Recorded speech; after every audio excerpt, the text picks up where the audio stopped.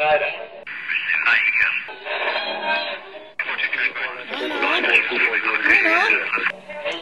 is that you? There, I think I got it.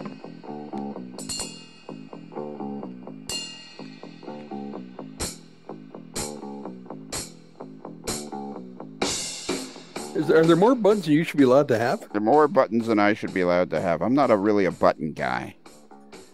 I'm more of a lever guy? No. You know the problem? I really like to drive standard. I don't prefer automatic. Well, I prefer automatic, but I prefer shifting automatic on me. Yes, I've seen that. But, buttons, I'm not a button guy. I'm not, like on my bike, it's like I have the one without the buttons. Right. Okay. So you've been more like a big Armstrong interlocking kind of guy. Yeah. The old-fashioned way. Yeah, exactly. Because when you start getting a lot of buttons, what does this one do? And yeah. How can I undo that? Yeah. Like 007, like James Bond. Yes. I don't know where that came from. I don't know. No, Mr. Bond, I expect you to die. Yeah. But we digress. Hey, this is going to be really interesting tonight. Is it? As opposed to all the other nights that haven't been so interesting. Well, it's maybe we should have a poll on that. Yeah, we should have a poll. We should have a poll on that. Rate the podcast and see we should have a poll. We should have a poll on everything. There we go. You're a Rapido Trains guy. I do. I have several Rapido pieces. I have a couple of the RTCs. I have the RS 1200. I have a GMD1. I have a couple of their boxcars. I have the Cancer Well car that they did a couple years ago and helped raise funds for you for Princess Margaret. So yeah, I am, you can say, somewhat a fan of their high quality and the limited time I've run stuff back and forth on my 3-foot piece of flex track. It's worked nice and sounds good.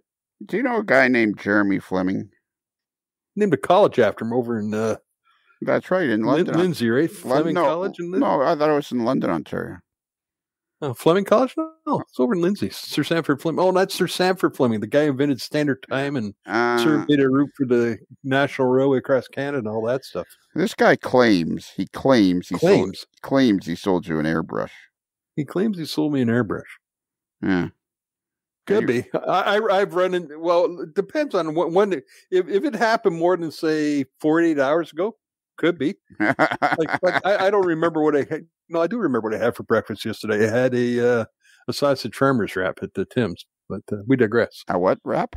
A sausage farmer's wrap. Sausage farmer's wrap. Yeah, it's got a piece of sausage. It's got a hash brown in it and some egg in it. And they squirt some chipotle sauce on it, wrap it up in one of their taco whatever wraps, the tortilla wraps or whatever. It's very tasty. So the fellow we're going to interview tonight, his name is Jeremy Fleming. Okay. Not the guy who invented standard time. Not that guy. No, not the guy that invented standard time. I fixed my mic boom today. Did you? Yeah. It's only been, a year? Yeah. But so did you finally found a screw to put in it? No, I actually made the screw. There's two springs in it, and then just like it's kind of like a desk clamp thing. Yeah, and then one of the springs came on. Actually, one of the springs came undone, and I got the spring and I put the screw back in, and then about a month after that, the other one came undone. Oh yeah. Only there was no slot in the head for the screw. Huh. So eventually, I got around to, you know what? I bet you I could make a slot in this with my Dremel tool. There you go. And sure enough, that's what I did today, and now it's working again. And I had forgotten how well it works with both springs. Yes, it doesn't bob up and down and sink while you're looking into it. No, it just sits there perfectly. Well, there you go. Life is good. So this guy we're going to talk to tonight. Yes. Our buddy Josh Bowman down there near, I guess he lives in a place called Campbellcroft, which is... He's over Newtonville way somewhere, isn't he? Well, Newtonville, like anybody knows where that is. Newcastle. He's east of Newcastle, I think, right? Yeah, and it's kind of southeast of Lindsay, Peterborough area. Yeah. Anyways, which is where Sir Sanford Fleming College is, what we could address. So yeah, which there's a tie in there. Yeah. So one day he posted on the fans page a picture of a guy from Rapido. His name is Jeremy Fleming, and he was wearing an AML button while he was making a Rapido video. Bonus. I know. How much do we have to pay him for that? Well, we'll find out. Do you remember how much we paid him for that? Yeah. Or did he knock somebody off in the street and steal the AML button? Yeah, they're probably going for quite a bit on eBay.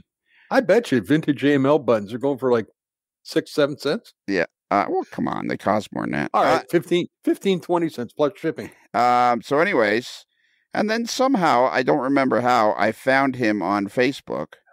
So I sent him a message and I said, I saw your picture. I saw you were wearing an AML button while you're making a Rapido video. It was of the St. Charles CN caboose. Does that make any sense? Yes. PSC van. Yeah, The Point St. Charles van, yeah. Yes. He was making a video about that, and he was wearing the AML button. So I sent him a message saying, well, I got good news and bad news. The good news is because you're wearing an AML button, you're going to get a free AML t-shirt. Bonus. The bad news is now you're going to have to be on the podcast. Oh. So that was the last we heard of him. Yeah. So that's what we're going to do tonight. We're going to find Right. We're going to find out why. But even crazier. Well, you know what? After we get him in, I'll tell the next crazy part. Okay. So can you yell down to the green room there and get him to come on in? What's his name? Sir Sanford? No. Bob. Jeremy. Steve. Bob. God, Steve. Jeremy, you down to the green room? Jeremy? Yeah, I'm here. I'm here. Right, come on up. Watch your head on the low-hanging pipe. Yeah, I'm a tall guy, so that's it's pretty low. Yes. Don't ding your dome. Yeah, don't ding your dome. That hurts. Yes, I have no hair protection, so I'm not paying all too well. And I hope you're not wearing it. I hope you're not wearing a toque. Oh, I am. My basement is frigid. Well, it's like the middle of June. Wow. He's got the air up high. Yeah. It's one of those stinking hot days where the humidex is 90 plus. Yeah. Yes. And he's wearing a toque. This is going to go well. Sure it is. So you know what the crazy part about this, Bruce, is? No, how crazy? What is it? This is the first time in the almost 7-year history of the AML podcast, Modeler's Life, that all 3 participants in one of the episodes all live in the same town. Or all pay taxes in the same town. Wow. Well, I'm Springwater. Does that count? Close enough. Close enough. You're in the greater Barrie metropolitan area. Did he get Did he get the message earlier? Did he get that memo? I don't know. Don't irritate the host. Did you send it to him? Yeah, maybe not. With small insignificant that was details. at the bottom of the waiver, wasn't it? You didn't read the waiver. Just said yeah. Never read the fine print. Yeah, well, that's for lawyers. Yeah, point out to the host the small. We all live in the same town. Yes. Play along. Yeah, play along. I have lived in Barrie. How about that? There you go. And now I'm 3 minutes out of Barrie. Yeah, you are literally. You could walk to where you are outside of Barrie within 10 minutes. I could. And I pass through the intersection of I don't know, Ferndale. Is it Ferndale up there? Ferndale and Sunnydale Road. Veterans Drive and Sunnydale Road. I know where that is. Yeah. And I've been by his house many, many times. Everybody has. It's a very busy road. I slow down when I go by. You observe the speed limit going by? I slow down and I just stare at him. Most people don't. There's a cop that usually sets up shop right on the corner there, and 3-4 an hour when she's there. Yeah. So this is an all-Canadian, all-Barrie, Ontario show. Perfect. Is that correct, Jeremy? Yes, that is absolutely 100%. That a boy. I can drink the Kool-Aid. I can drink the Kool-Aid. We're cool. Yeah, there you go. And Kaylee says you're hilariously funny. In a deadpan kind of subtle kind of way, I guess. Yeah. Yeah. We're only about 10 minutes into this thing, and basically all I've discovered so far is you're kind of annoying. Yeah. Well, that's also the story of my life. I've heard worse. So did you ever? First off, we'll turn the spotlight on you. Did you ever sell a airbrush to one male boy named Bruce Wilson? I did, in fact, and it was. I'm gonna say it was 2016. And how did that transpire? That could be your vote, right? I think I don't know. You were it was either on Facebook somewhere or an email group, and I saw it and saw you were there. Said, "Is it available?" And it was. And you showed up at my house. I think it was the Model Rail Radio page. That could be. And yeah, I was getting rid of it because airbrushing is not my thing. And you happen to be the guy. There you go. And I remember you coming up and talking to you, and you said, "I enjoy listening to the podcast." I said, how about that? So there's proof that I'm a long-time listener. There you go. Yeah. Turn your camera off, Jeremy. Sure. Please and thank you. Absolutely. You're making me nauseous. Again, I've heard that before as well. That's why they put me in videos. That's it. Yeah, exactly. But it's professional video, so yes. Yeah. So you notice we've been on less than 11 minutes, and you already mentioned our sister podcast. Yes. Yep, that's. I've been listening to that one since maybe not the beginning, but at least for 7 or 8 years. This could be a long night.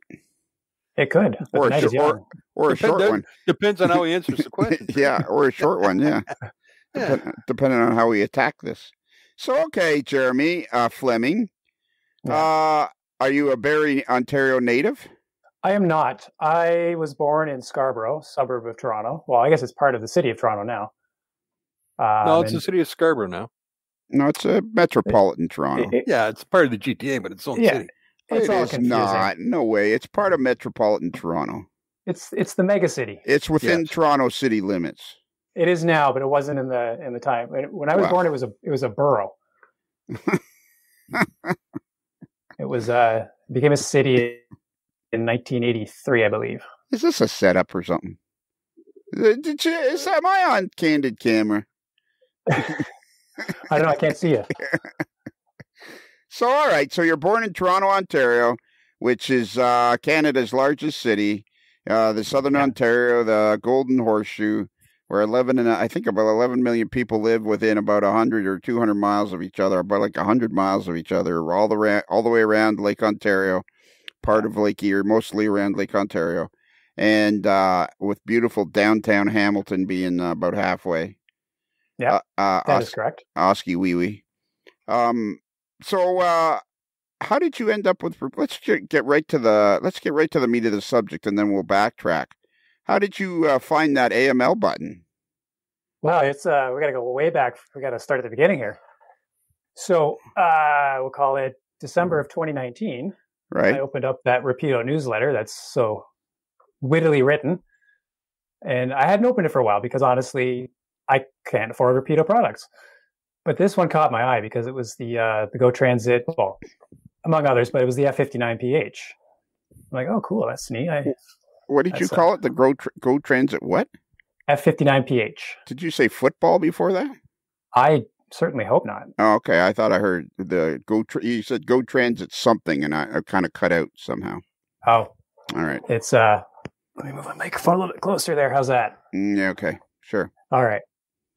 So I saw that Go Transit F59PH was the subject. Like that caught my interest. So I read through the whole newsletter, and right at the bottom, we're hiring. And I'm like, oh, really? And I had worked in a place for 22 years, and then got the whole heave-ho and a pile of money thrown at me, and then decided to stay home for a bit and do the kid thing. And this was good timing because that whole pile of money was starting to run out. And lo and behold, Rapido Trains is hiring. So it took about 10 minutes to figure out this is something I needed to do. Dusted off a resume that I hadn't needed since 1995 and fired it off. And so what were they looking for? Well, they were looking for two positions, a warehouse manager, a warranty repair tech. And so I had pretty significant logistics experience. So I went for the warehouse manager job. So I went and interviewed and talked to Mohan and Janet. And they ended up going with someone else who was far more qualified, I would say.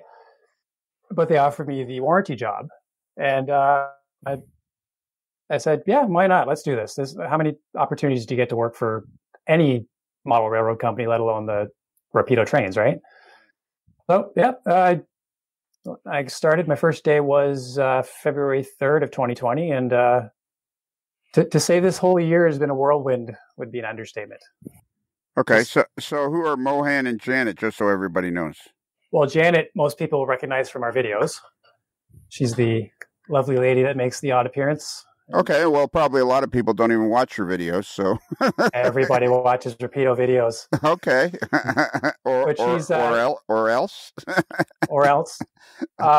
She is Rapido's CFO, Chief Financial Officer, I believe, is the proper term for that. Does she ever talk about that? I referred to her as the secretary. Oh, that's dangerous, man. I know. Well, Jeff Schultz made a big deal about the fact that I accidentally referred to her as that because my own gal Friday is. I often use that word, and it wasn't. So she has never mentioned it to you. So, or you've never heard her running around the office yelling about it. Perfect. That's good. No. So she's the chief financial officer, and then Mohan is what, the chief operating officer. Okay, he's more the technical guy. Okay, deals with the factories in China and okay, the design stuff like that. Okay, so they were the two that hired you. Did you ever get interviewed by Jason, or was it just those two that interviewed you? I did after my second interview was with Jason. Okay, and so basically they got back to me and said, we filled the warehouse position, so would you like the warranty job? And hummed and hawed for a bit, and then said yeah, and then went in to talk to Jason. And it's funny. He, am I allowed to say it's funny? I know that you have a thing about that. Yeah. We'll decide what's funny. Okay. He brought me to his office, and about 5 minutes into it, he just had this big grin on his face, and I'm like, okay. And he goes, I knew when I saw you that I was going to hire you. I'm like, all right, excellent. And he basically said, when can you start? I gave him my start date and showed up and started off doing warranty repairs and dealing with customer emails. So what was your, do you mind if I ask what you were doing for a living before that? Because what was your qualifications to be working on electronics? Well, the company I was with, like I said, 22, whatever the math is on that. It's an electronics repair company, and I bounced around a number of positions. At some point, ending up on the workbench, and then by the time I left there, I was not quite a warehouse manager, but we'll call it a logistics supervisor, because we didn't really have a warehouse per se, just dealing with customer repairs and parts and stuff like that we sent out. But that was basically the position I held at the end, and it's pushed out. And okay, so you did have electronics experience, and you also had warehousing experience, so that's why they decided to offer you that job. And then somehow they said, well, because you can push buttons, here's a video camera, have at it. Or how did that transpire? Well, that was more organic in development, we'll call it. I did put on my resume that I did have video experience. I've been cutting video since the 90s, basically in high school. As a hobby, as a hobby initially, and then starting about 10, 15 years ago, I started doing wedding videos. Oh, okay. And I got out of that pretty quick because that's pretty stressful. There's no take two on the I do. You know what I mean? It's got out of that, and then I started doing real estate stuff every so often. And then once I got pushed out of this job, I just sort of grew that business a bit. So I was doing real estate photos and videos, and also the videos I did for my own amusement. And so I had pretty substantial video editing career, if you want to call it that. So he took note of that and did say initially that he'd like to see what I'm capable of, but it wasn't meant to be a full-time thing at that point. Just help out when I can type thing.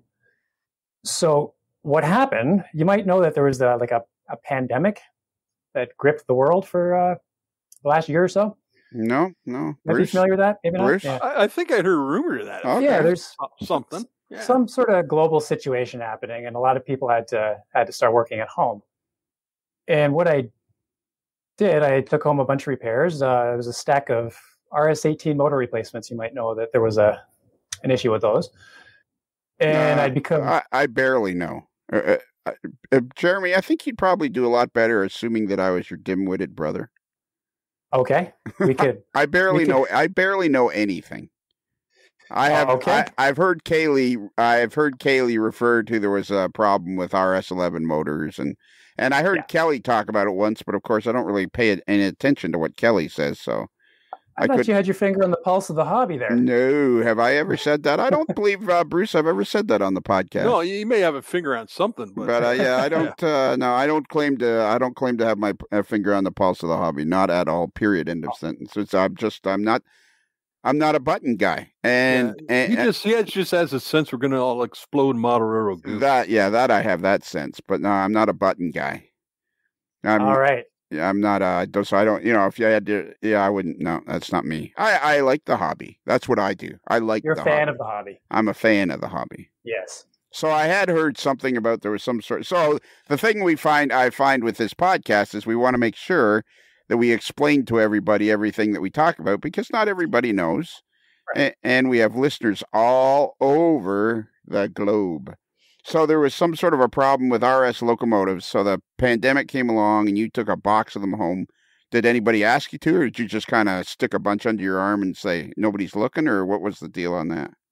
No, it was all of us techs took our work home with us, basically.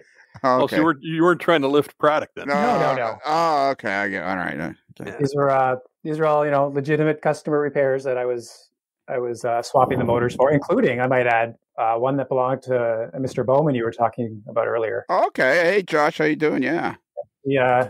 He had actually, it was an RS11 for him. It was a Pensi unit, if I recall. So did he give you the button? No. That's we're not there yet. Yeah, I think I only asked you where you got the button. I don't think I asked you for your entire life history, but it's pretty. He gave me the history of the button. Yeah. Well, you did ask me how I ended up in the video part. I asked you where you got the button. It was in a box in the boardroom with poker chips and fridge magnets. You found it on the floor. Okay, so all right. So anyways, you took a bunch of stuff home, and from that you decided, hey, you know what? I'm going to start making videos. I said I would do a video on how to disassemble the RS-18 because they're quite complicated if you're not familiar with them. Most locomotives, you just kind of pop the shell off to access the innards, but these things are a little bit more involved, we'll call it. And as I was also on emails, I had a lot of emails asking, how do I get inside these things to add decoders or whatever they wanted to do inside. So I made a quick little video. Well, I wouldn't call it quick. It took a while to do it, but I did a video of how to disassemble it, and I tried to mimic the Rapido humorous video. Right. And it was far more well received than I anticipated by Jason. Right. You used that. You didn't, but you weren't wearing the button then, though. No. If I was wearing the button then, I'd probably been on the podcast then. You gotta have to kind of come to grips with. I'm not sitting at my computer anxiously waiting for the next video to come out. Well, that would be a great idea. I'm not. So like you made the video on your own. You just what happened? Yeah, I had I did it all in my basement and put it together, uploaded it to Dropbox for Jason to take a look at, and then he basically said he wants more. And then they put it out into the world on April 13th, 2020. Is that the date? Yep. Wow. I'm looking at it right now. I can see you were very well manicured and everything. It's very well put. So okay, you're going to have to give us a little bit of a hint here. Well, first we got to find out where you found this button. Where was this button? It was on the boardroom table in a box of other AML swag. Oh, okay. So I'm going to take more swag there. Either you sent it in, or Kaylee sent it in, or I don't know. Okay. This is a very good video. I'm looking at it now. This is a very good video, and you got excellent. You got excellent back and forth motion as you take the cab off. Yeah, that was a fun video to make. It took a while to nail some of those shots. Yeah, and so what kind of do you have? Do you have video equipment? Yeah, I have a pretty high end, not a DSLR, but a mirrorless camera, Fujifilm X-T3. Okay. And DSLR is single lens reflex. It's a camera talk. Yes. Yeah, we don't. Most people would know what that is, I would think. I don't think so. I think you'd be surprised. I think lots of people who are camera people do, but most people that aren't camera people would have no idea what you're talking about. So, fair enough. So single lens reflex is basically 35 millimeter camera, and then as the digital world came along, cameras got simpler, but they still do make digital SLRs, which is towards your high end. Yes, camera. And they became quite proficient with video. Right. It's kind of, you know what, you need to think of this podcast as like taking apart an RS-18. You don't just say, well, pull the shell off and have at it. There's lots to do to get that shell off. Break it down into its baby steps. Exactly, because it's more interesting that way. Right. Yeah.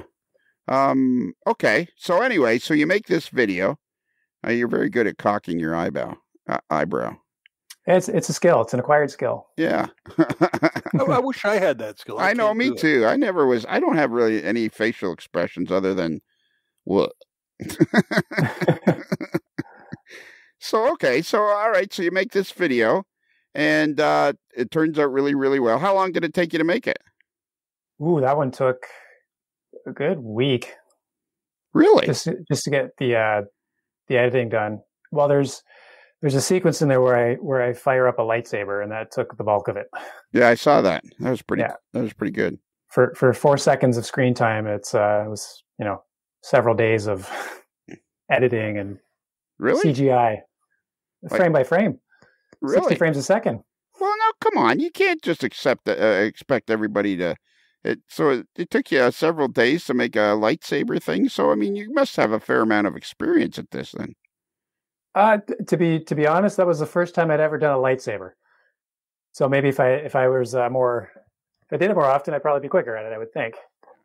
But I was, a lot of, how do I do this? And I had to research it and trial and error, and I think it turned out all right. Yeah, Jeremy, you sound a little bit nervous. I'm trying to make sure you sound entertaining, and you got to remember, it's crucial to remember, it's for all our guests from even going forward, nobody's listening. I'm listening. We've tried to find people that are listening, but nada. That's why now we're just down to interviewing people in our town because we can't. The closest we come is Rod Diary, but then he came back. Yeah, he gave up after 5 minutes. All right, so Jason sees this video, and then the next thing. So what does he say? Hey, you're really good at that. Stop fixing the locomotives and just make videos. It went a little bit slower than that. It was more, here, why don't you try this video? And then try this video. I think my second video was installing passengers on one of the buses. RDC Wars, the last yet? No. No, that was later on. How to put little people in your transit bus. Wow. That's the one, yeah. That's a very compelling title. How to put little people in your transit bus. Well, that's how you grab the people's attention. It's almost like, what do they call it? Clickbait. Oh, okay. You make them want to click on it. Yeah, that's. Would you be offended if I said I'd never watch that one? Not at all. Okay. And that one you did on April the 30th, 2020. So just like 2 weeks later, the next thing you know, you're making another video. Yeah, it's the video machine is just constantly rolling. Well, yeah, but you weren't even supposed to be doing that. These buses are really cool, eh? Oh, they're amazing. They're how much do they cost? About $70, I think. I think the deluxe ones are about 80, 90, somewhere in there, and the ones without the lights and stuff are a little bit less. Okay. Yeah. Somewhere in that range. I've got one of the British ones with the lights, and I think it cost me about $85. Yeah, those are cool too. Oh, hey, you know what he's doing, Bruce? I'm looking at it now. I'm about a minute in. Yes. He's wearing one of the bus T-shirts. Well, look at that. Man, oh man. Well, I try and keep it themed to my video stuff. Oh, okay. Boy, I'm watching. He's doing a lot of ranting and raving. It looks like I know. Raving, and he looks agitated. Yeah, he seems like the agitated video host. Yeah, arms are going up. It looks like he's going to crush that little bus. It is. Well, you know what it's like to be an agitated video host, right? No, I don't think so. No, he doesn't do video. I don't do video. Have you ever noticed? Right. There are no videos. Well, not true. We tried a couple and gave up. Yeah, we did try a couple and gave up pretty quickly. We went, we don't want to see that face anymore. That's right. Now you're just scaring the little kitties. So was that a meeting? Did you guys have a big meeting and y'all decided, hey, we have a bus t-shirt, why don't you wear it? Or did you do that all on your own? No, he told me to grab a bus t-shirt. Wow. We have a little stash of t-shirts that we have for, there's CN, CP, Via, Bus. Rapido has its own line of shirts if you go on the website. I know the last time I was there, they gave me a bunch. Jordan gave me a bunch. Yeah. And I've slowly been giving them out to fans all around the AML community. As a matter of fact, Josh Bowman got a few of them for his kids. So what's the deal with that Jordan character? Is he okay? Oh, he's pretty cool. Okay. All right. So anyway, this is like 2 weeks later now. This story, we got to add some drama to this story, Bruce, because like only 2 weeks later, now he's making a video about the bus, putting little people in your transit bus. And how long did it take you to make that video? That was only a couple of days. That went a lot quicker. That was more. So there's no lightsabers involved in that one? No real effects there. That was just film it, cut it, upload it, done.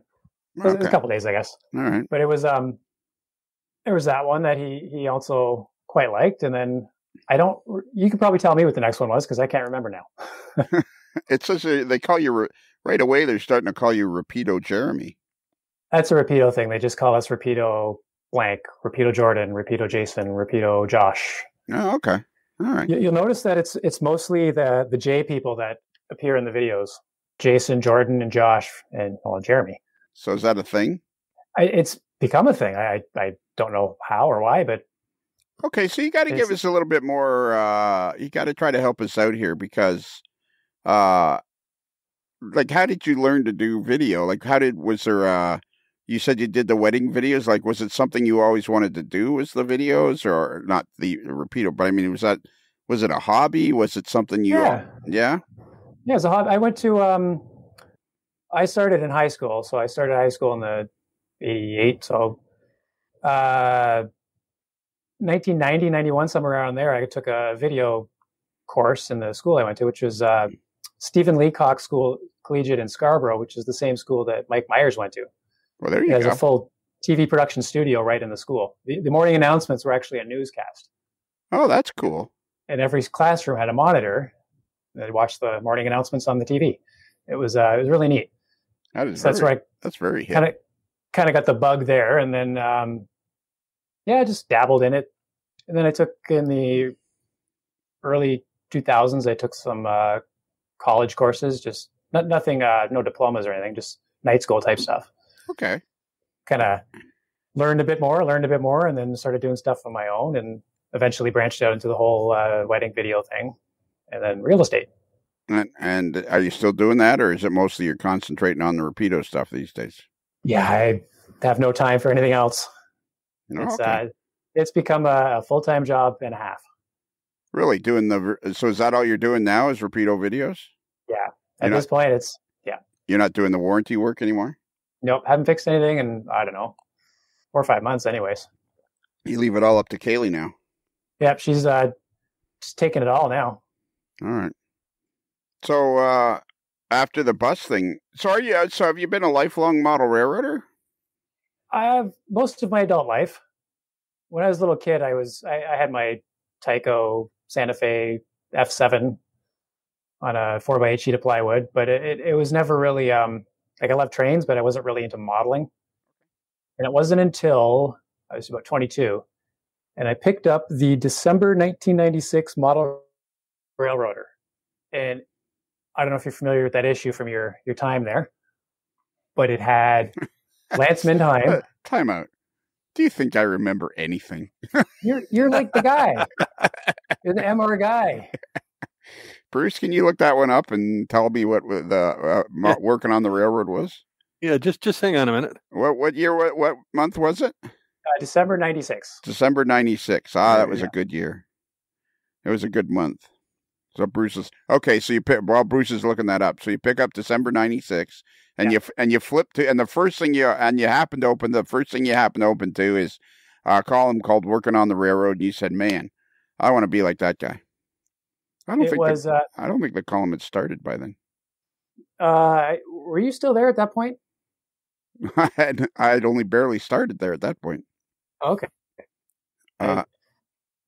Obviously, I made a huge impression on you. I knew about you after the fact. It's just that particular issue was it was Lance Minheim and Marty McGurk. Okay. And Marty McGurk had this little project layout called Carolina Central. Yes. And it just sucked me in to end scale. It's this perfect little track plan that to this day I still think it's phenomenal. Oh, Marty does fabulous work. He does. We got to get Marty back on the podcast. It's been a while. No video though. So that's what happens with model railroading. It just sucks you in. Yeah. Well, now, were you aware at the age of 22 you weren't supposed to be interested, according to the NMRA current board? I got that impression. Yeah. I started visiting various train shows and swap meets, stuff like that. I noticed that I didn't fit the demographic. There's something that's a fascinating subject, because most people that are in the hobby all started at a young age, and yet everybody says when they go to a train show they don't fit the demographic, and yet it's the young people that are pushing the hobby forward. I think it is now, for sure. Yeah. So, now we're going to have to save some time, because Mr. Strang, you were not in this issue. Oh, I wasn't even in that issue. I think it's probably before. Yeah. Well, this may be before your time. I had nothing in that. I wasn't even in the... There's a cover story. Yeah, the Carolina Central, Marty was in there. Dave Barrow had an article. That's right, Dave Barrow as well. Jim Hedeker had something on the Chippewa Central, another layout. Bob Hayden had a switching puzzle, which would have been on the Caribas and the Dead River, HON. Perfect. Well, that's probably Lance Minheim's layout was in there. That'll be one of the better issues then, if I was running MS. Let's be up to you running MS-DOS software on a Mac. Okay, I think I got it now. It was a very impactful issue. Yeah. Okay. And so then you kind of got submerged into the hobby at that point. Yeah. I never fully built a large layout or anything. I attempted a few small shelf layouts, a few door layouts, got into various points of completion, never anything near completion, but just running trains was all I was interested in, right? So it ebbed and flowed as most things do. And, kind of followed the hobby for a bit and then come back in when you see something else. And I've been like that for the past, how many years ago was that? 25 years now. You're a man of 47? I am a man of 47. I will be in June. Have you been to see a doctor? I apologize. That was rude. So did you join a club or something? Or did you just kind of bounce around buying the magazines and kind of tinkering at it and stuff like that? Yeah, I've been the very prototypical lone wolf kind of guy. I kept it very, very closeted for most of my life. It was something I didn't really talk about. Okay. My close friends, family obviously knew I was into it, but it was never something I shouted from the rooftops. Yeah, okay, I understand that. I think that makes up a huge segment of the hobby, to be honest. Absolutely, absolutely, it does. A huge segment of the hobby are people that are what would the word be? Not occasional, but they're people that are fringe model railroad. Not even fringe. I wouldn't even say fringe. They like the hobby. They're into the hobby, but they are into it in different, not both feet, maybe 1 foot, and sometimes they're doing something else. But it's always there for them. Yeah, and that's how I viewed it, as something that was there, and it really started picking up steam for me in the last 10 years, I would say, in terms of my interest in building stuff and learning stuff. Learning has been a huge part of the hobby for me. Just learning about the prototype and how things work, and research is probably my favorite part of the hobby. I think it's a big part of the hobby for a lot of people. Yeah. So what part of the hobby are you interested in most as far as, I guess, era and that type of thing? I like anything with a noodle or a multi-mark. Okay. So I'm looking at 70s, 80s, 90s kind of stuff for the most part that I'm into. And I've recently fallen into the rabbit hole that is the Newfoundland Railway. Oh, beautiful. 42-inch. Oh, my goodness. Is that ever... We lost a national treasure with that thing. Yeah. So can we back up to the noodle and the multi-mark? The CN and the CP stuff from the 70s to the 90s is pretty much my wheelhouse. What is the noodle that they refer to? The CN that looks like it's noodled around came out in 1960. Oh yeah, okay. So it's the C and it flows right into the end. They call that the noodle, or the lazy three, or the lazy three. Yeah, but that's still the standard logo now, isn't it? It is. Yeah. And then CP came out with their multi-mark in 68 or 69, somewhere around there. And what is multi-mark? The Pac-Man. The Pac-Man logo. That semicircle with the triangle. Oh, don't let Bob Battlefield ever hear you call it that. No. What, the Pac-Man logo or the semicircle? Yeah. The Pac-Man logo. He would take umbrage. Oh, okay. So this is all Canadian stuff you guys are speaking of. The Canadian Pacific Railroad. They're so guys in the know, the hip guys refer to it as the multi-mark. Is that what the railroad slang or model hobbyist slang is it? Well, that's what CP called it. Oh, really? Because at the time they rebranded all their lines. At the time they had the hotels, the railroad, the airline, and the ships, and the trucking company. Oh, yeah, I vaguely remember. So they rebranded it also. They had that multi-mark logo, different colors for different companies. And, yeah, right. There was that. Oh, I got you. The half circle with the triangle in it. Yeah. I remember. I know what you're talking about now. Very, very bold and striking. Very utilitarian. Yeah. So, okay. So, are you not interested in anything south of the border? Are you like one of these Canadian guys that's like dyed-in-the-wool Canadian? I'm not interested in anything remotely that's below the 49th parallel, or is it just that? Well, that's what I saw growing up, so I gravitate towards that. But I like Conrail stuff is it's pretty cool, and I've got a soft spot for Southern. All right, so there you go. See, now we're getting somewhere. So okay. Yeah. I've become a closet Conrail fan. Yeah, it took me a while to come to that realization. It's just something I love that blue. Yeah, it is. It's cool. Go ahead. I was going to say, just the story of it is compelling too. Just the collapse of a couple of huge Class 1s, and they came in and assembled it out of like a phoenix out of the fire, as they say. Yeah, exactly. It's and then of course, whenever you say Conrail around the old AML headquarters, everybody now thinks of Uncle Dave Abley's. Absolutely. And our buddy Bruce Kelly, he's insisting that Uncle Dave needs to be a super fan. He doesn't care if Kevin Marks, our buddy Hardpart, he doesn't care if he's ever a super fan. But Kelly's pushing to have Dave Abley's as one. Okay, so all right, so you got in the early 20s, just after, and then you've enjoyed the hobby for the last 25 plus years, and you were fully aware of who Rapido was when you saw so you were looking on their website, and because right there, that's because you were interested in the hobby, and then all of a sudden, next thing you know, now we're talking to you because you're making videos for them. Yeah, it's just been an absolute. I can't even say it's a dream come true because it's not something I could have ever dreamt of in the first place. It just wasn't even on my radar as a possibility. It was just unbelievable how two of my passions, videography and trains, have come together as one job. Yeah, that's cool. It just defies everything that I don't know. I can't. I still I pinch myself sometimes. It doesn't make sense.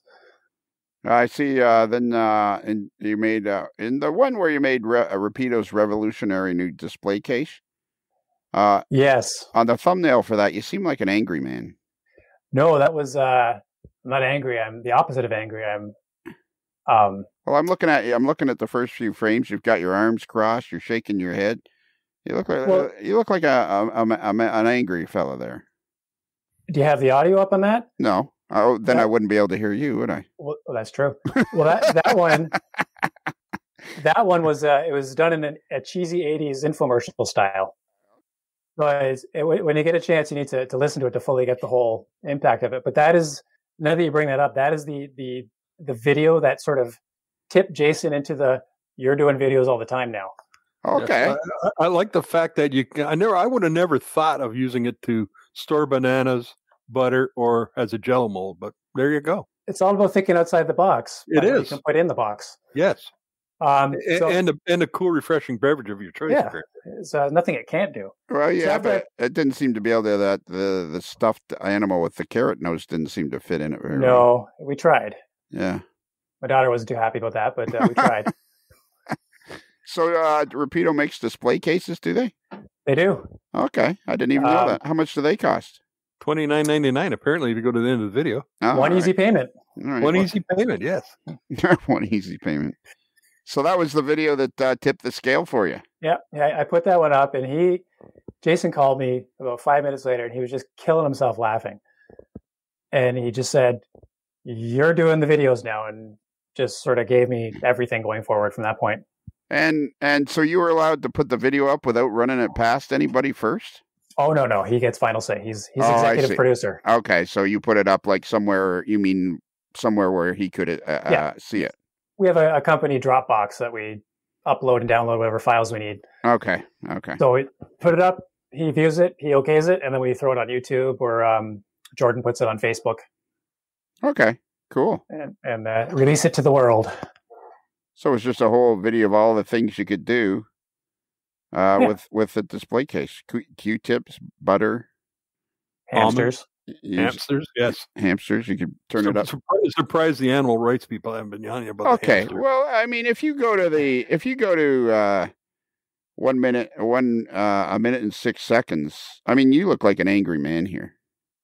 Are you talking about when I'm all dressed in black? Yeah. Yes. It's not anger. It's nothing. Is it serial killer? It's a blank expression. Is that what that is? It's nihilism. So I think I've been put on this planet. Now I'm just going to be constantly critiquing your videos. And I'll have you back on the show and I'll be going, what's the deal with this one? Well, it helps if you have the sound on. I'll give you that much. It'll explain a lot. Well, you know what? The best way to listen to this podcast is without the sound on. This is we've been told many a time. Yeah. Just let it run without the sound on. Yeah, it's kind of like background noise. It's the best way. Yeah, why ruin a good walk? Just turn the sound, put in your headphones and turn the sound off. Hey, this sound from this podcast got me through some of my last days at my other job. Oh, did it really? Not a fun place. Oh, yeah. Well, that's always good to hear when people tell us that. It's always very rewarding. It wasn't fun at the end there, and I just kind of plugged in headphones and tuned out, and podcast after podcast filled my day. Okay, cool. Yeah, so you were one of them. So was Model Rail Radio. Who else is out there now? So now, do you make all the videos now, or do you make most of the videos, or how does that work? Well, I do most. Will other people shoot video and then they'll send it to you and you put it into a finished product? Yeah, I'll do pretty much 100% of the editing. Jason shot a video recently that we just put up today for his a new run of passenger cars. We put those up, or he filmed that last week. He uploaded it. I put it together. We put it up today. And then guys in the States, the product designers in the States, will sometimes film their own videos and send it over to me. And the videos that I do here are either with me, or I'll shoot something with Jordan or Janet or Josh or Jason and take it home, edit it, throw it back up again. Okay. But it's a full-time gig, to say the least. And what do you mind telling us? What, or is it a secret? Don't tell us anything you don't want to tell us. Do you mind telling us what video software, editing software you use? Oh, sure. It's called Davinci Resolve, and it's actually free. Oh, okay. It's a very professional, capable software. There's just two tiers to it. There's a free version and there's a professional studio version, which has features that don't really apply to me. So I'm not really missing out on anything. Okay. So what's been like the most fun? What's been the most? We'll have a discussion about social media too. So what has been the most? First off, what's been the most fun thing you think you've done once you became just the video guy? What's the most fun part about it? the fun part is shooting the videos with the gang, because you get some of us in a room with masks, of course, and it's just like a writing room. It's just the jokes flow. We figure out what we're going to do, and then we film it. It's just, especially when you get Jordan and Josh together, it's just it's Comedy Central. Josh is a big fan of the podcast. I think so. Yeah. Yeah. Well, I see him on the fans page quite a bit, and commenting and stuff. He seems to be quite a fan of the podcast. Yeah. So I think most of us are there. Oh, that's good. That's good. So what do you feel? How much of an impact do you feel like? Do you ever get a sense of, like, how do you guys keep track of what the videos are doing? Like, do you guys have any way of kind of help me out here, Bruce? Do you guys have any way of statistics of seeing who watches them? Yeah, statistics would be good. Yeah, we get all that. I go in there and I moderate some of the comments and just check on how it's doing. And there's certain videos do better than others. Usually the ones with Janet, they do very well for some reason. And the display cases had 6.9 thousand views. So. Oh, but that's nothing. If you hit up the ones. Janet's 24K. Yeah. Yeah. Even our friend out in Colorado, there, she's had 16K on her of the Denver. Yeah, that's right. Yeah, for the ski train. Yeah. Oh yeah, I see the one with Janet, new Rapido Trains FP 59PH. Yeah. That one, that's 24K 7 months ago. The basic rule of thumb is if Janet's in the video, the views will quadruple. Well, that's cool. Yeah, so it's we try and get her in there at least once a month. There you go. That's a fun thing. And she enjoys it too. She loves putting on a show for everybody. Oh yeah, she actually said that to you, or are you just assuming that? No, she likes it. She asks us, when's the next video I'm going to be in?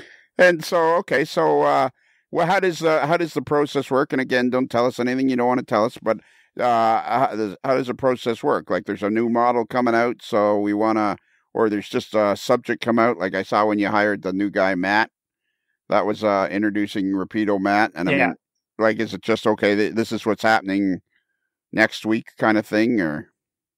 Yeah, it's mostly tied to new products or existing products that have just arrived in the warehouse. Like if we get a shipment in of something, like the CNM 420s just came in this week, and we're going to be shooting a video later on this week just saying, these are in, come get them. The what is in? The M420. Oh, that's a cool one. Montreal Locomotive Works. Yeah, I almost bought one of those myself, but then they are cool. They are very cool.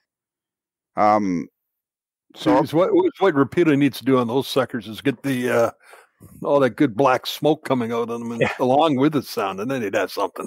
Oh yeah, that's the next evolution of model railroading is smoke.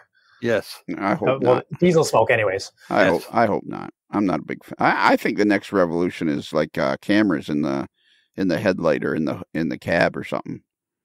So why that hasn't happened yet, I have no idea. It's coming. I'm sure it is. It seems like a no-brainer.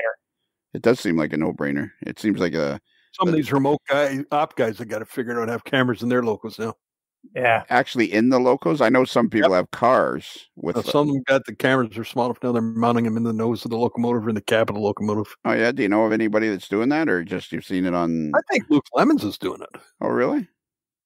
And it wouldn't surprise me if Brad down in Australia might have done it as well. That'd be because cool. The cameras are coming smaller and smaller. Oh yeah, well they're in. Chris Atkins, I think, is playing with it as well. Chris Atkins? Chris Atkins? Yeah.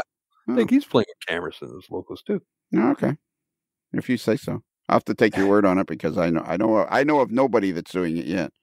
All right, so we gotta search this out, or there's another better word for it. So how do you guys what is how do you guys figure out what's the chit chat about okay, so you know that when Janet's in it is much better viewing because, well, you guys are ugly and she's not. There you go. There you go. But what is the sense of the necessity of the videos? How about that? A sense of the necessities. Yeah. Like, I mean, like I do the podcast because it just grows and grows and grows. And then of course there's you can join the Patreon for 16 cents a day, Bruce. You can get twice as many. It's a bargain. It's a bargain. Are you a Patreon member, Jeremy? I am not. Well, Jeremy, we got some lovely parting gifts for you.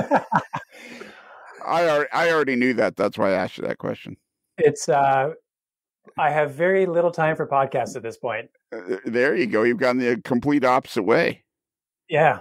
It's well, the other thing is working at home. I don't have that commute. Right. Where I would get my podcast listening in now. So it was exactly more time working. Yeah. So I'll have to come up. Maybe I'll have to make videos and then people will want to watch them. But then I'd be on them. So that's not going to work. Well, you don't have to be on. You can have somebody else on them. Yeah. But what will we do them about? I don't know. Yeah. I don't know either. And therein lies the problem. Yeah. It'd be you and me sitting around the table going, I don't know. Yeah. We don't have any models to release or anything. No. Dairy Queen's closed right now, so we can't go there. Dairy Queen's closed. Just have a talk show. Yeah. Well, yeah. Gripe about what's open and what's closed. Yeah, there you go. Actually, Ron Marsh and I have talked about doing videos, but I don't know. I just don't. I'm not exactly what you'd call I'm not exactly what you'd call video. Hey, here it is. You can be like the masked model railroader. Yeah, with a cape. Yeah, there you go. Okay, so I want to know because even though you don't listen to our podcast anymore because you completely lost interest. I do. I just once a week is all I can handle. Time wise. Yeah. Not content wise. Time wise. So the podcast is continually grown. So and I have statistics that I follow where it's hosted and all that. It's probably been downloaded like 600,000 times. Yeah. Blah, blah, blah. So, like, what do you feel I guess the value is that people can see the product, eh? We like to show off the product, and it's basically brand awareness. It's hard to quantify it in terms of how it translates into sales, but it's just public presence. Yeah. Another thing I think helps too is that when you're talking to locomotives with the sound and things and all the lights and stuff, that people can see what they're doing and going, by geez, I should have ordered one of those. Better see my local hobby shop has one left. There's that too. I noticed when I did the Point St. Charles van video, it was an older product that we did with Prairie Shadows. We basically did the tooling, and Prairie Shadows sold it under their umbrella. They sold out the next day. Is that right? Really? They did. So they didn't have much in stock. It might have been 20, 25 units in stock, but they were gone the next day after that video. So that one I could quantify as that had a direct impact on something. Yeah, so that's a good indication. Yeah, and you did the lighting on that, or was somebody give you the idea, or how did that work? For that one, that was all me. That was just we needed a filler video, so I decided that we need to fix this extreme lighting inside these vans. And then everybody had a meeting and said, "Hey, why don't you wear one of those AML buttons?" No, that was all me. Wow. Last time I went into the office to get some samples, I saw that box sitting there. I'm like, I'm going to wear this button. Wow. I bet you won't do that again. Not expecting ever in a million years that I'd be talking to you within a week. Well, yeah. I was just sort of looking at that video. One of the comments that I love this is, "Thank you for bringing back the deadpan bald guy. He's funny." It's honestly shocking to me that I've developed this kind of fan base. Like I've had people reach out on Facebook as well, even people from competitors. So I don't really like to call them competitors. I call them rivals. Yeah. I think going back to what you say about the hobby exploding, they're not really competitors in the sense that we're not really stepping on each other's toes, because the pie is big enough for us to all get a piece of it. And the pie is only going to get bigger the more stuff people put out. So we're not really competitors in that sense. Yeah. Like, what has your sense been since you got there? Like, has the sense been that, man, oh man, this company's just growing like crazy and the hobby's growing like crazy? Or is your sense that things are, from a guy that's been, I'm trying to think of a better word than fringe. 'Cause you're armchair. What's that? Armchair? Yeah, armchair's good. Yeah, sure. But a guy that's enjoyed the hobby and been kept up on the hobby and all that stuff, but now you're deeply involved. Like, what is your sense about the hobby? Because that's, to me, just fascinates me, because I think social media, like, what is your, like, we got to have a social media discussion here, because you've heard me talk about it lots. Well, you used to, but you don't listen anymore. I still do. I'm just going to beat that to death. So what is your sense of, over the last year since you hooked up with Rapido, what is your sense of the hobby, even in the last year? It is absolutely, without a doubt, growing like wildfire. It's unbelievable, and the pandemic has fueled it.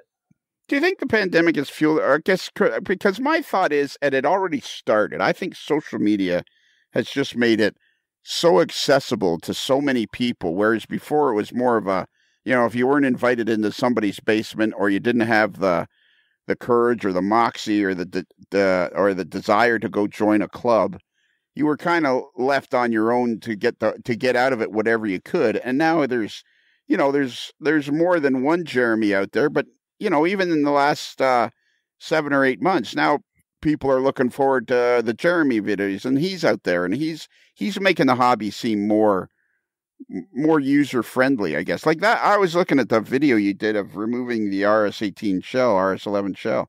I mean, that's a great video. You did a really, really good job on that video, and it's very easy to follow, very easy to watch. I mean, even without sound. I've tried to listen to your videos with your sound, but man, you just have this grating voice. I just can't do it. I am one of those people that hates I'm kidding. I hate editing myself. Yeah. Well, honestly, the only way I cannot watch myself on video. And you know what? I have one of the things that makes me laugh the most is when I'm editing the podcast, and I kind of get to that point where I'm thinking, oh man, it's just annoying me for some reason, and then suddenly I realize it's because I'm on it. It's like, if I wasn't there, it might be kind of interesting. So I mean, I'm fascinated by the impact social media has had on the hobby. I think yes, COVID has made it grow, but I think that the bottle had already been, the cap had already been taken off the bottle. Oh, for sure. It's just the COVID kind of accelerated it. It did something, and it was scary last year when it all started unfolding. It was like, oh great, I just got this job, and now it's going to be taken away from me because everything's going to collapse and blah blah blah. So it was, the fact that it turned out the way it did is just amazing. Yeah, that's true too. I guess that's I mean, talk about timing and all that. Yeah, and I guess you haven't even. When did they hire you? February last year. So you barely started, and then COVID come on. Basically 6 weeks there, and it all started happening, and it was never thought that it could ever turn out how it did, at least for me. And were you commuting? Yeah, it was a good hour and 20 minutes each way. Yeah, so you were every day you were doing all your work at Rapido at that time. Yeah.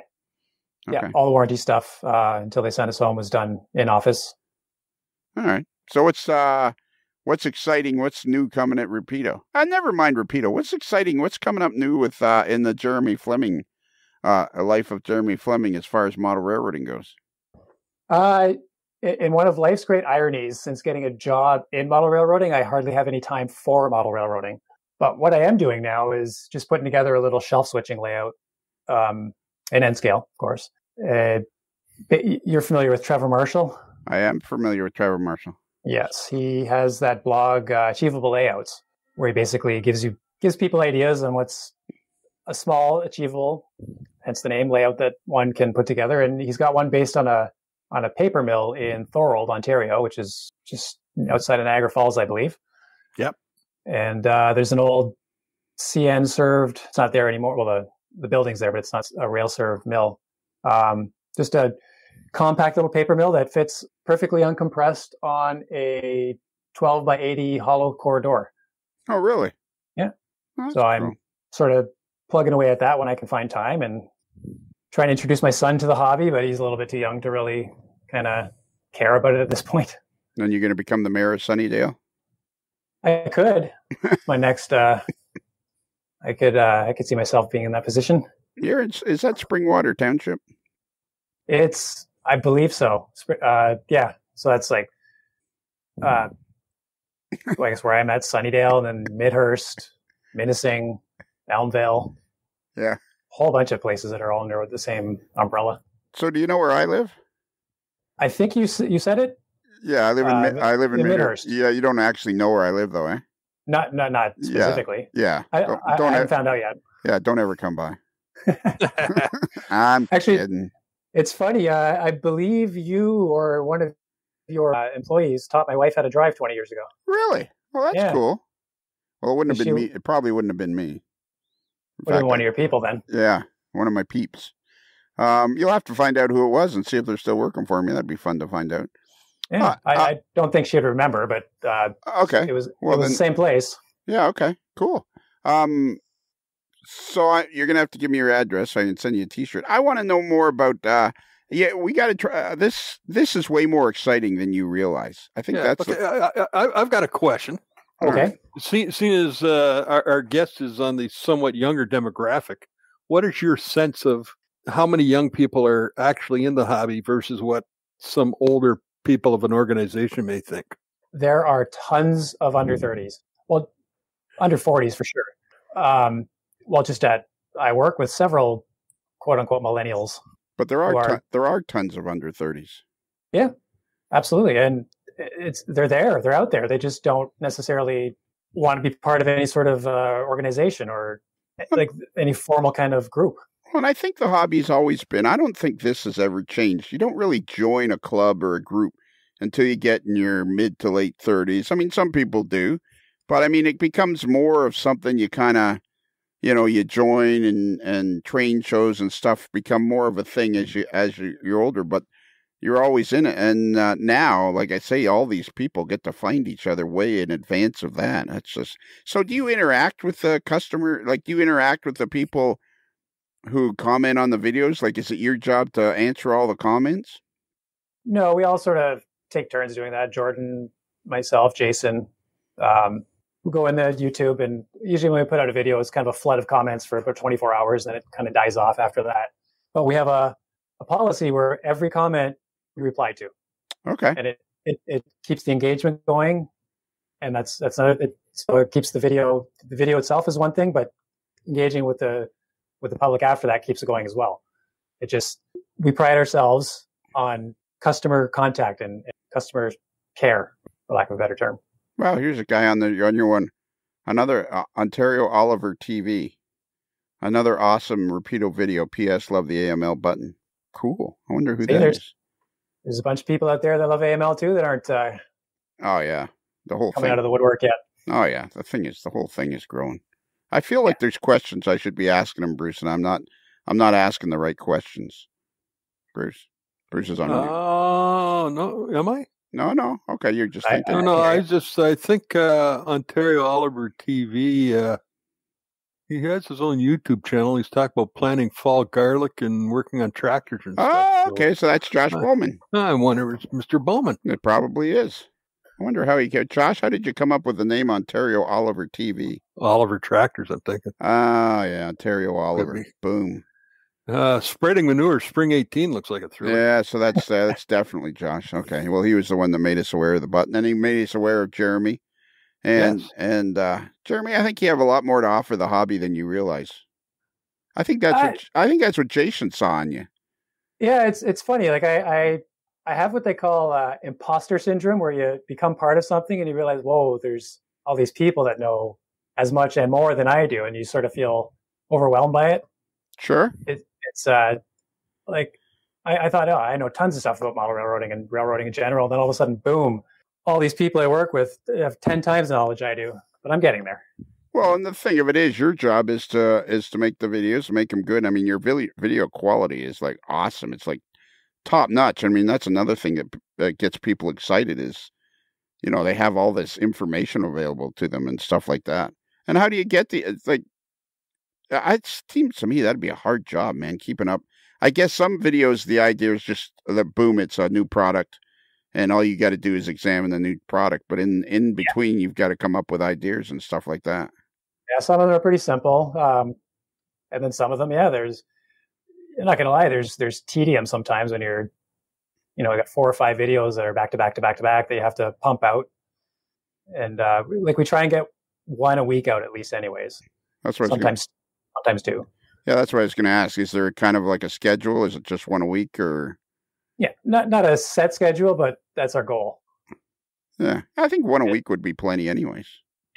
Yeah, you start getting more. First of all, that's too much workload, but more than that, you start saturating, and maybe oversaturating, I guess, where people start losing interest. Yeah, exactly. Yeah, you have to be careful of that for sure. Fine line. It is a fine line.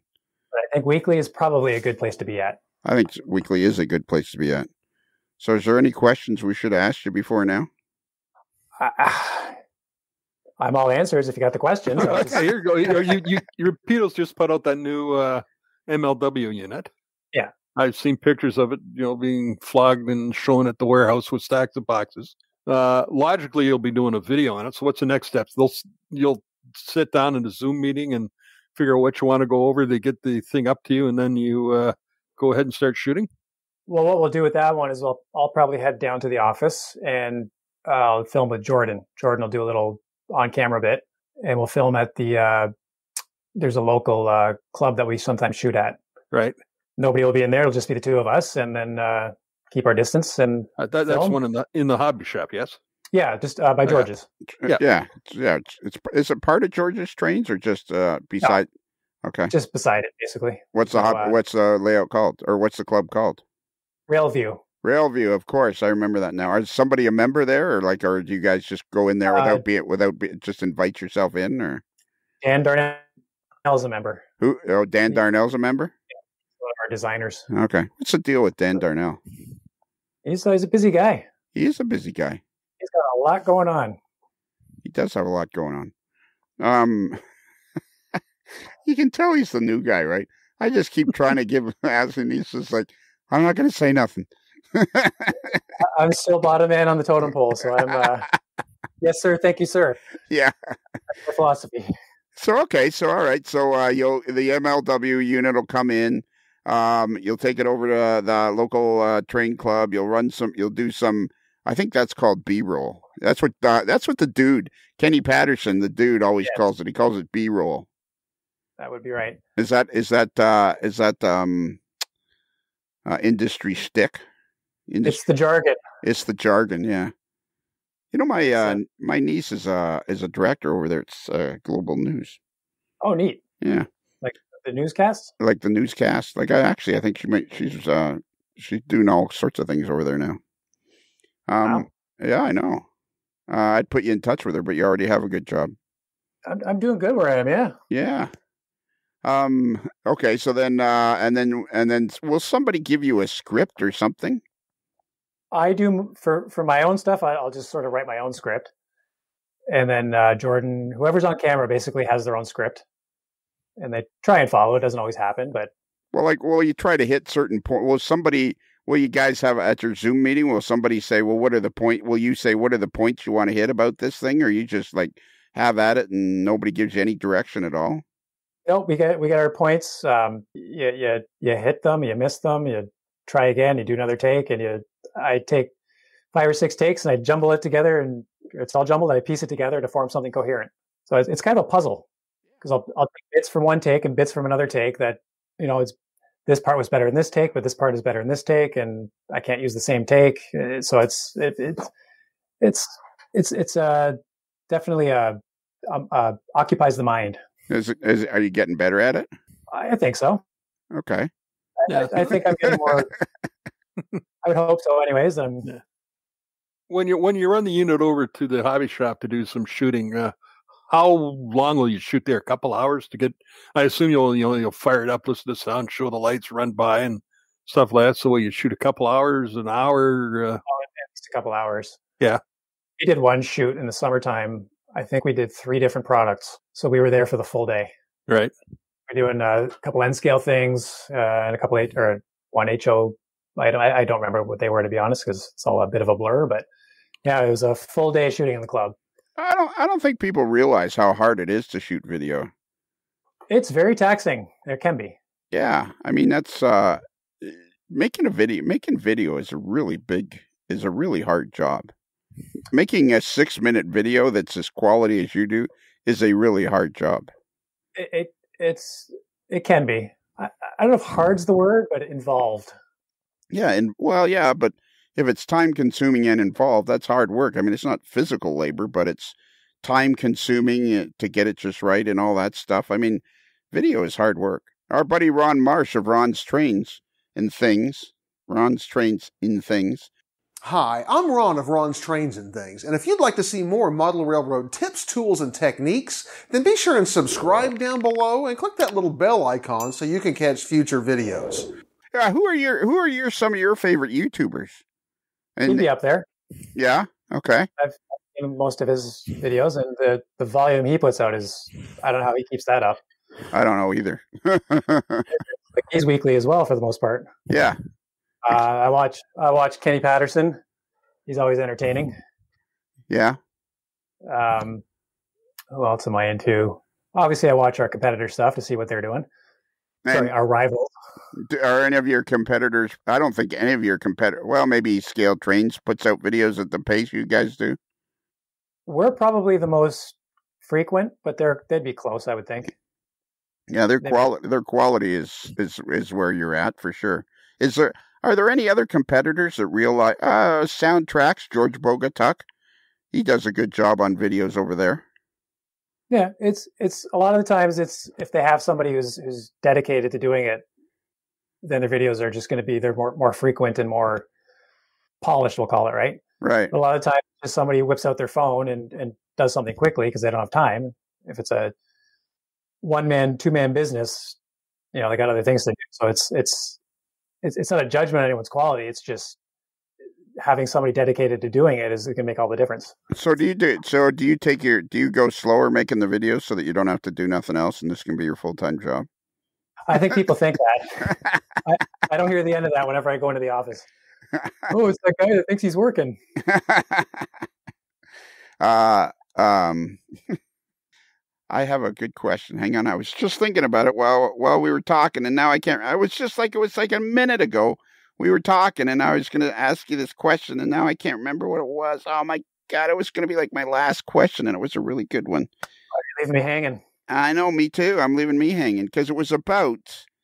Do you look at modelers videos? Like besides industry videos, is there anybody that's in the hobby that's putting out good videos?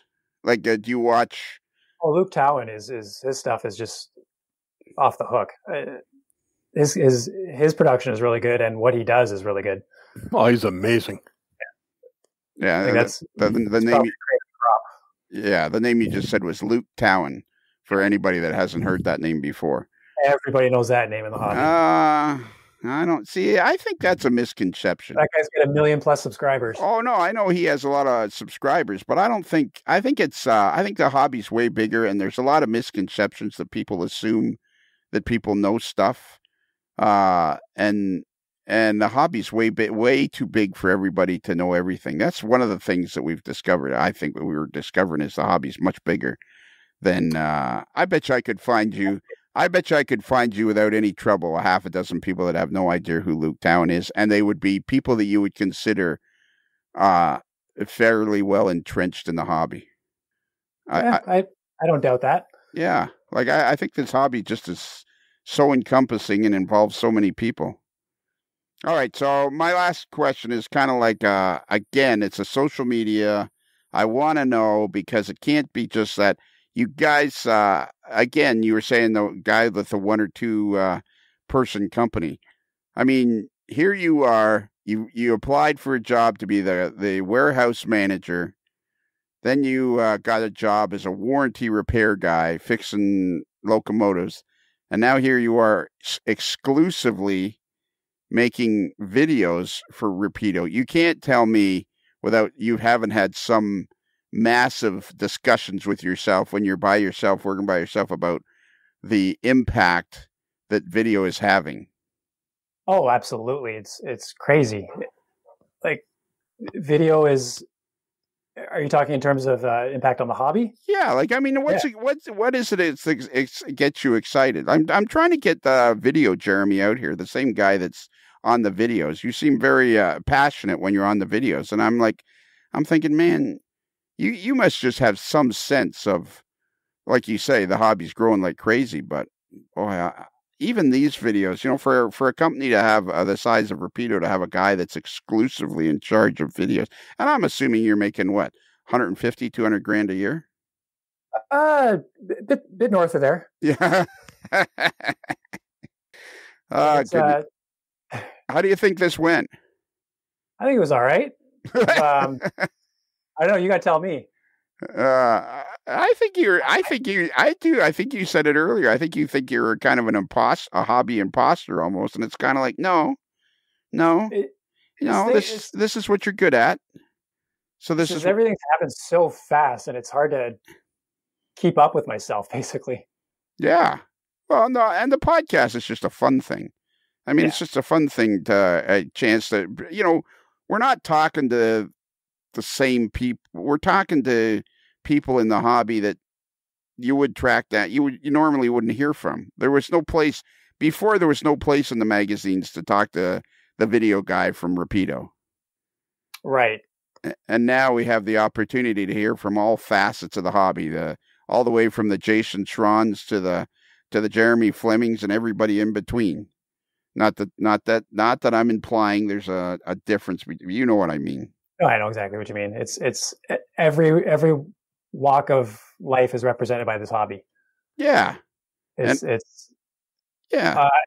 said it yourself many times where, you got a lawyer from this city and a construction worker from this city that would otherwise have nothing in common. And then this brings them together. Yeah, exactly. And now here we are, we've started a lifelong friendship simply with a little 2-inch round metal button. Again, what? Like, that's just crazy that I wear a button, boom, I'm on a podcast. Yeah. And someday maybe you'll get on a good one. Okay. One can only dream. I honestly think you are the good one at this point, because I can't think of Model Rail Radio. That's not so much a podcast as it is a call-in show. Yeah. So I think you are top dog right now. Well, we're very proud of our efforts here. I think so. Well, it's 7 years now, 6 years. 6. Oh yeah. By the time we hear this, it'll be almost 7 years. Yeah. That's something, man. Yeah. Twice a week, whether you need it or not. Well, but you got to pay for the second part.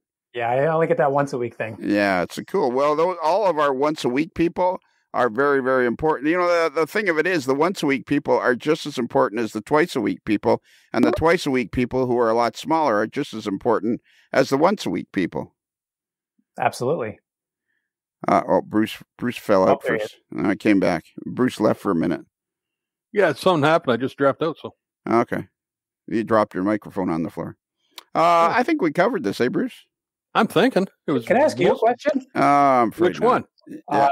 Mr. Strang. Okay. Do you have to? Sure. Go ahead.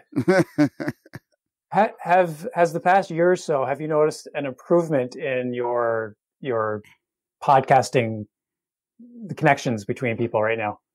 Like talking online, has it been smoother? Has it gotten better?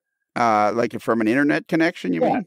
Yeah, just from the technical aspect of it, because they've really had to beef it up over the last little while just to keep up with how many people are home. That's true too, and I haven't that, and I found some, because I am not a technical guy, but by the mere fact that I've been doing it, I try to improve the sound quality all the time. So yeah, I don't know if I've noticed necessarily a difference from the. No, I wouldn't. I don't think I could. The podcasts are better.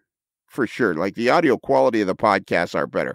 I thought it was something what I was doing, but you're probably right. Probably the actual internets have improved as well. Well, I think of our first Zoom meetings back in April of last year compared to how they are now. And I'm not going to say it's night and day, but it's definitely improved. Yeah. They're doing something to beef up the infrastructure and become a more wired world. Yeah, they got more mice and they got more hamsters on the wheel now and making it go faster.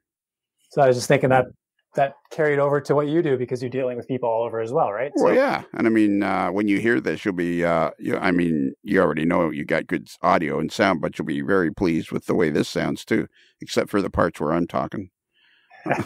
You're why I listen.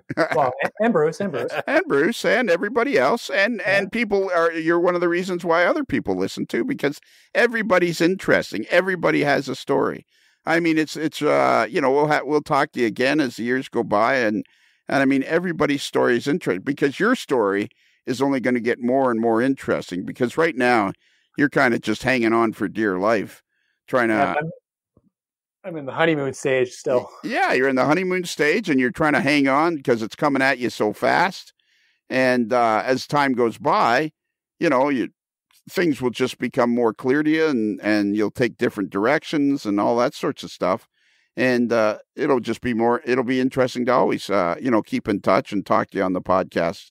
I got a list of people that have been on before that I want to get back in contact with. Like the biggest problem I have is that list just gets bigger and bigger and bigger. And I mean, there's a guy, I think he'd make a good interview.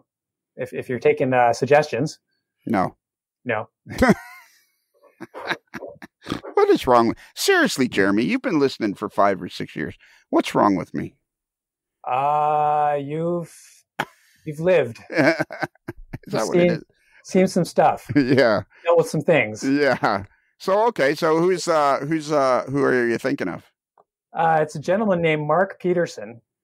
And he runs the N-Scale Locomotive Encyclopedia. I think I've heard of him. Yeah. He goes by Spook Show as well. I think it's spookshow.net is his website. But he single-handedly documents and reviews every single piece of N-Scale equipment that has ever come out. Wow. Yeah. He will track it down, buy it, review it, write it up. Plus, he has his own layouts that he blogs about as well. But he seems like a really interesting dude. I'd love to hear him on the show at some point. Okay, I got it up on the screen here now, and I'll just make a little note, and then we'll add him to the list. What is there's a lot of N-scalers that seem like they're more like collectors than guys that actually build layouts. Like, have you noticed that with N-scaler? Is that because I know I've talked to Smoke and Joe D'Amato from Micro Trains, and that was a big part of their business for a while. Yeah, they seem to really cater to that. A lot of their box sets are they never leave the package. They're just for people to put on their shelves. N-scale people are, I don't know, we're a different bunch. I don't know if you call us any one thing or another, because there's people that are collectors and there's people that only like to run long trains and have no interest in switching. And then there's people like me who are only interested in switching. Do you think it's better now that the equipment is better? Oh yeah, this still got its quirks though. Does Rapido produce any N-scale locomotives? Absolutely, we got the Dash 8, the Draper Taper unit that just came out last year was pretty successful. Oh, did you guys bring out the Draper Taper? We did. That one was just incredibly detailed. I looking at this thing, it's just, you can't believe it's N-scale until you hold it. Like you see pictures of it, it doesn't compute that it's N-scale. Yeah, well, look at that N-scale caboose you were working on. I couldn't believe the detail on that thing. Yeah, that too. Those are actually the only Rapido products I've ever bought on my own. Right. And you've got the FP9 Ace coming. Yeah, those are really sweet. Those are sweet looking, everything I've seen on those. Yeah, Canadian sets coming out, I think, in the spring or the early summer. The GMD ones in N-scale.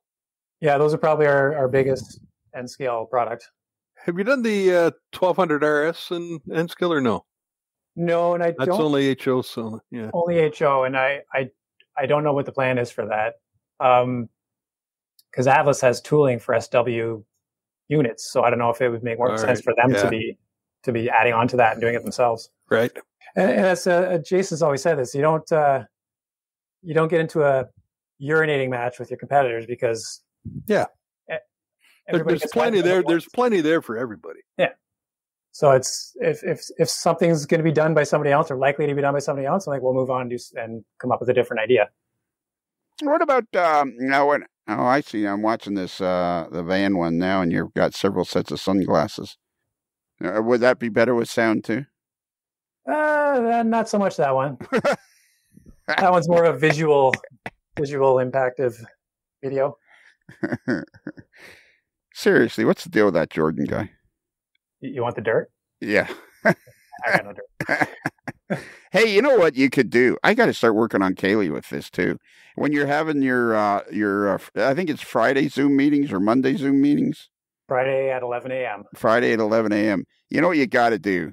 I'm begging you. I beseech you. I'm on my knees.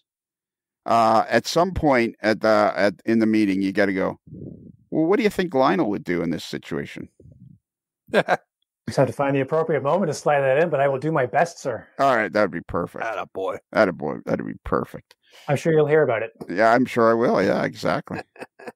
I'm looking forward to when I can go back, because I had a ball that day when I was interviewing everybody, and I'm looking forward to when I go back.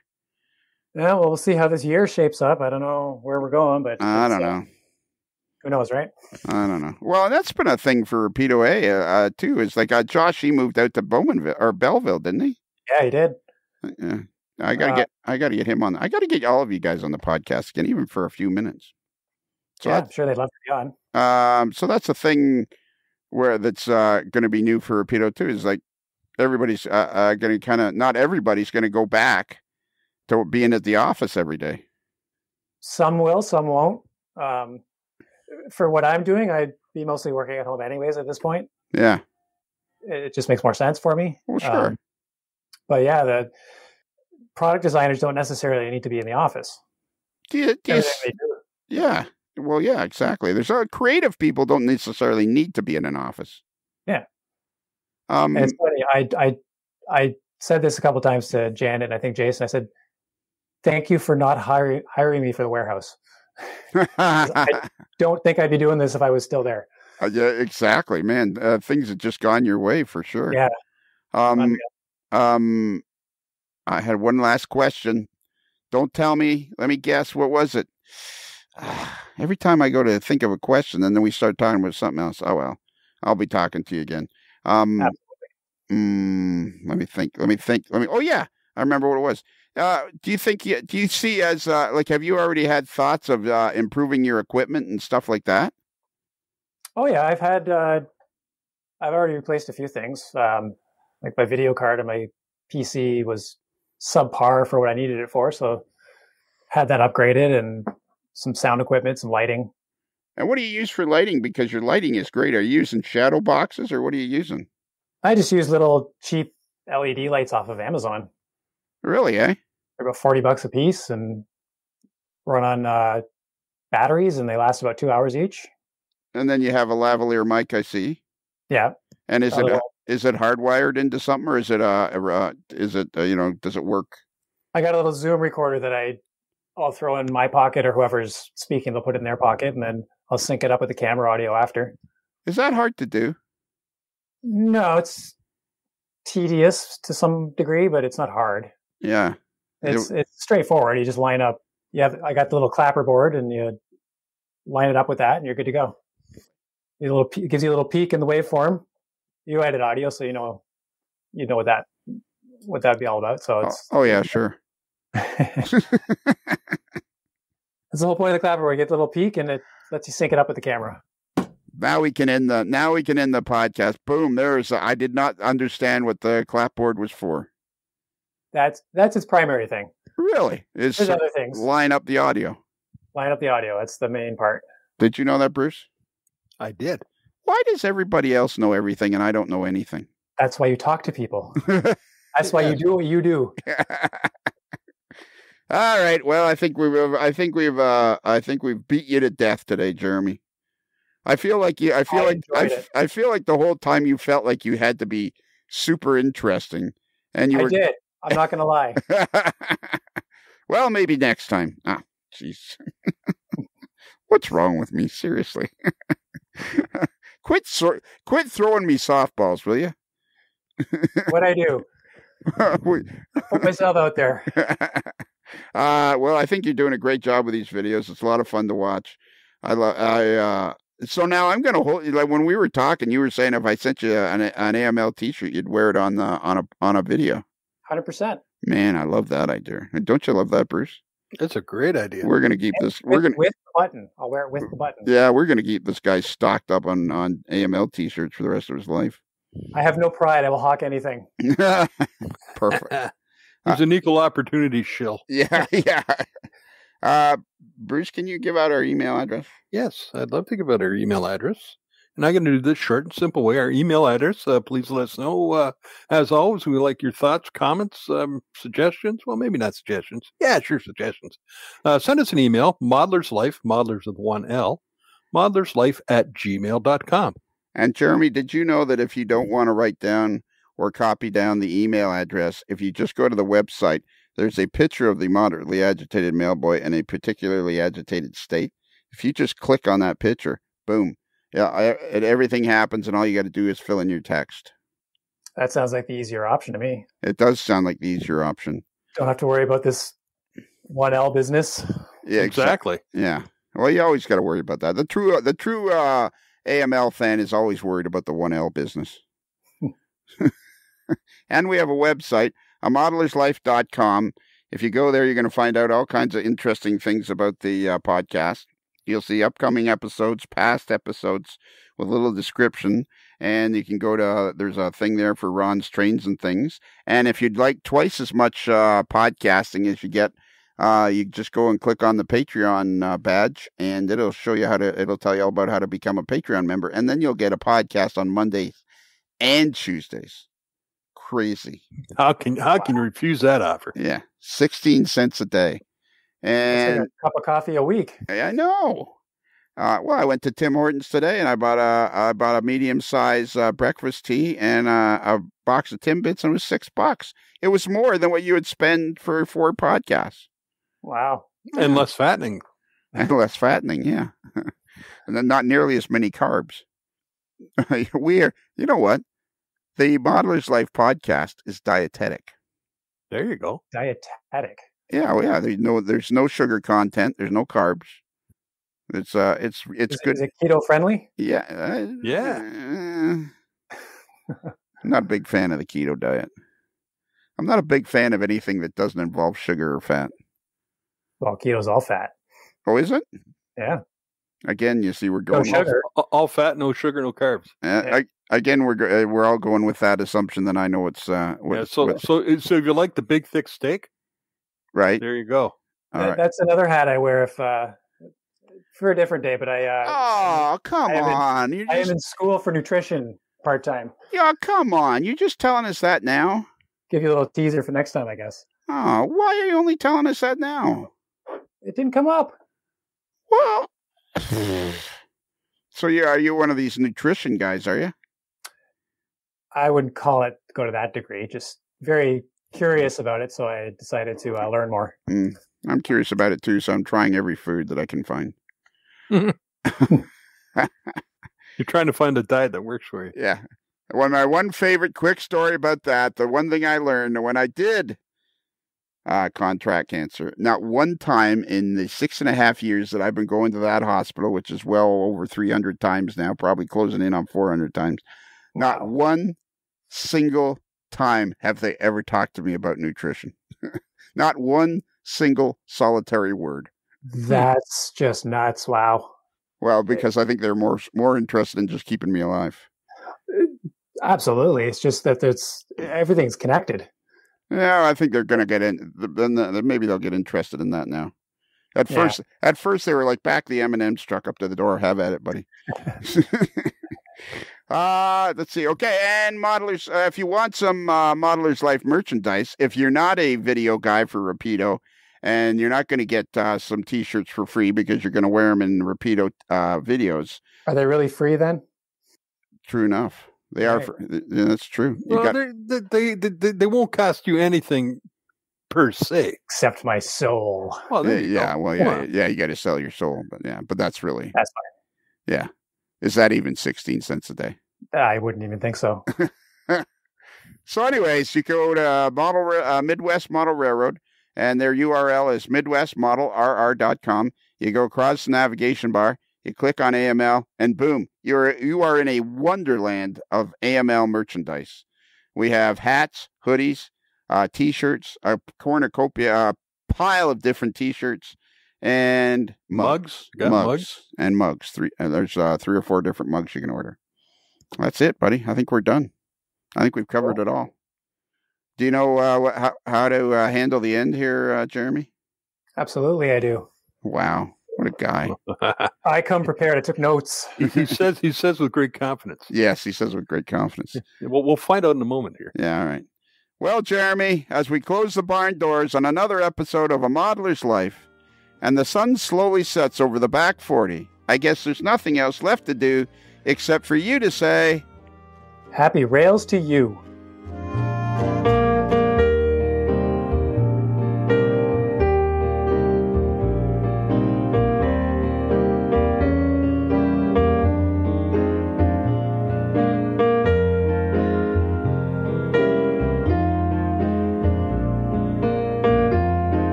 While in Busted Knuckle, guests of A Modeler's Life podcast stay at the Casa del Sol Motor Court and Inn, where late-night dancing at the Rumba Room is a magical event to be experienced.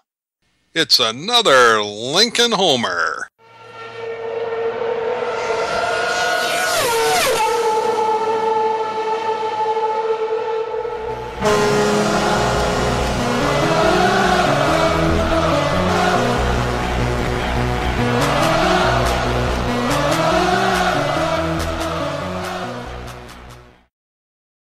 He did know, Bruce.